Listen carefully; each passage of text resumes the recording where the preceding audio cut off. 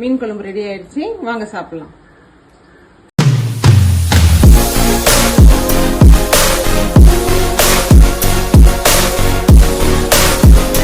நம்ம மீன் குழம்பு வைக்க போறோம் சென்னை ஸ்டைல்ல.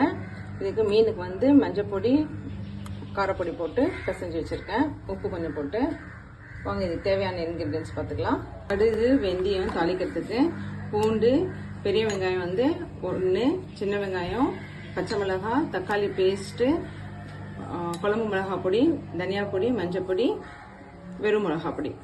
10 நிமிஷத்துக்கு முன்னாடியே ஊற வச்சிருக்கேன். அதுலேயே வந்து ஒரு தக்காளியை போட்டு நம்ம நல்லா பிசைஞ்சு எடுத்துப்போம்.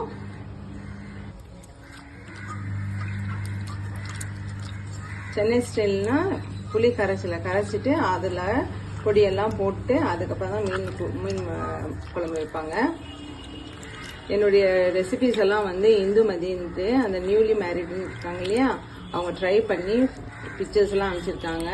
தேங்க்யூ இந்துமதி, சூப்பராக இருக்கு அப்படின்னு சொன்னாங்க. அந்த புருனே சிக்கனும் ட்ரை பண்ணியிருக்காங்க. அவங்க அவசர குழம்பும் ட்ரை பண்ணியிருக்காங்க. அவசர கோழி குழம்பு இருக்கு இல்லையா, அதையும் ட்ரை பண்ணியிருக்காங்க.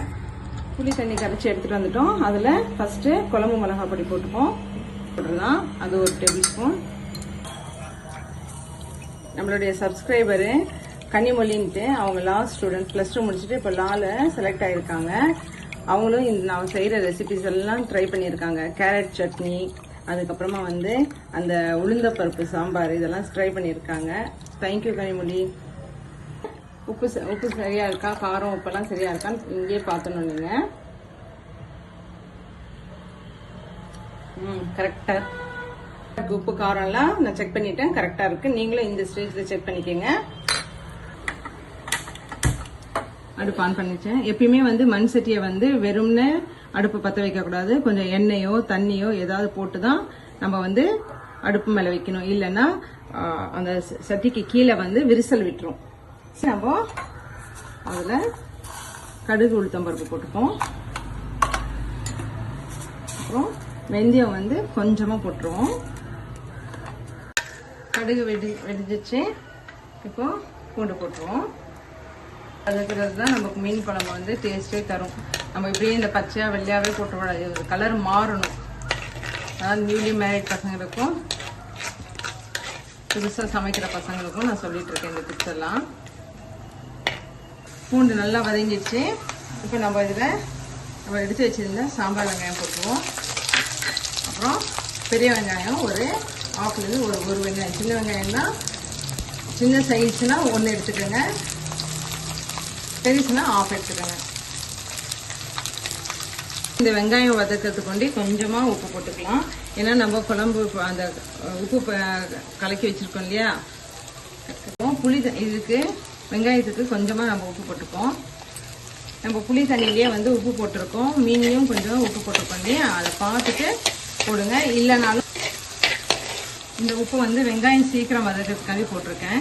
இந்த மீன் குழம்பெல்லாம் வந்து நீங்கள் நைட்டே செஞ்சு வச்சுட்டு காலையில் வேலைக்கு போகிறவங்க அழகாக பேக் பண்ணி எடுத்துகிட்டு போயிடலாம். காலையிலேயே செஞ்சுட்டு அப்படி அவசரமாக செஞ்சு போகணும்னு அவசியம் இல்லை. மீன் குழம்பு 2 நாள் ஆனாலும் உங்களுக்கு செம்ம டேஸ்ட்டாக இருக்கும்.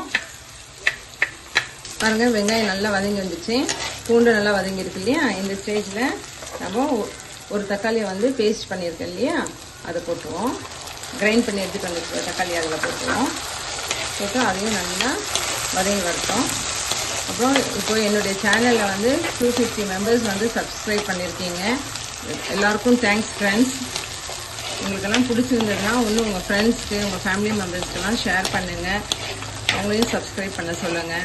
உங்களுக்கு புது நியூ டிஷ்ஷஸ் வேணும்னா, என்ன டிஷ் வேணும்னு சொன்னீங்கன்னா அதையும் நான் வந்து இதில் நம்ம சேனலில் போடுறேன்.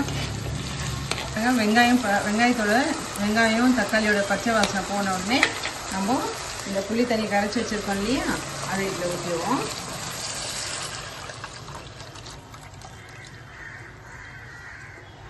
கொஞ்சமாக தண்ணி ஊற்றிக்கலாம். அப்புறமா தான் நம்ம மீன் போடணும். இப்போ குழம்பு நல்லா கொதிச்சு வர வரைக்கும் நம்ம மூடி போட்டு வச்சிடலாம். இந்த புளி தண்ணி நம்ம போட்டிருக்க அந்த பொடிங்களோட பச்சை வாசனை போகிற வரைக்கும் நல்லா கொதிச்சு வரட்டும். பார்க்கலாம். பாருங்க, மீன் குழம்புக்கு சின்ன டிப்ஸ் பாருங்க. இந்த கரண்டிக்கு பின்னாடி நம்ம குழம்பு அழகாக அப்படி வரணும், இந்த லேயர் வரணும். அப்போதான் குழம்பு நல்லா அந்த பச்சை வாசனை போய் இருக்குன்னு அர்த்தம். அப்பதான் குழம்பு நல்லா டேஸ்டா வரும். இப்போ நம்ம மீன் போட்டுடலாம்.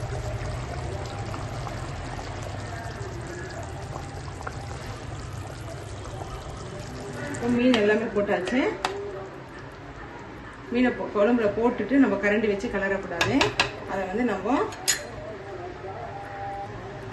மீனை இந்த பக்குவத்தில் தான் நம்ம பண்ணணும். இதுக்கு பச்சை மிளகாவும் கருவேப்பிலையும் போட்டுருவோம்.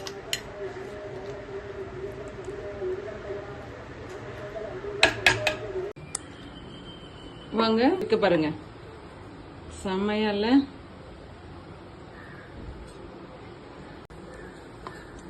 மீன் குழம்பு ரெடி ஆயிடுச்சு. வாங்க சாப்பிடலாம்.